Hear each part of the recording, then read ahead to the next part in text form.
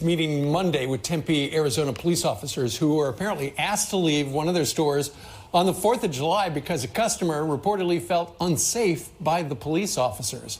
Well, the Tempe Officers Association saying in part that Monday's meeting went very well. Starbucks again sincerely apologized for its role in the incident. In turn, the officers involved were given the opportunity to express in person their concerns over what happened. They came away from the meeting feeling heard and respected. Join us right now to hear his point of view, former Tucson police officer and Arizona native Brandon Tatum. Brandon, good morning to you. Good morning.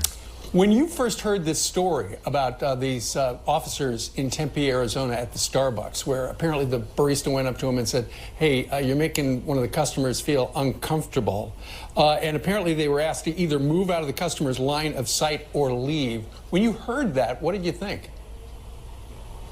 Well, I think like most people, I jumped to conclusions to make this about Starbucks when in fact it's not about Starbucks specifically.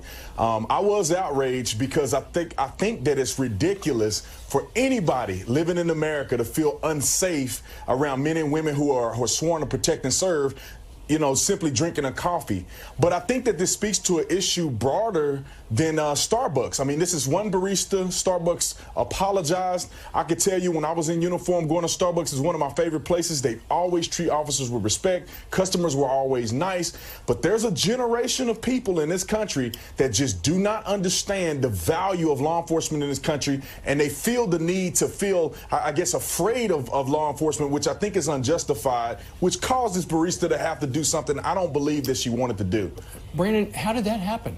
How did we get to this point in time for some people who feel that way about the police officers? Well, I think a lot of it falls to media. Some of the mainstream media outlets are just hell-bent on putting out negative imagery on law enforcement. Some of the responsibility comes down to politicians and also people in the community who literally protest no matter what happens, no matter who's right or wrong. They protest every time an officer shoots someone.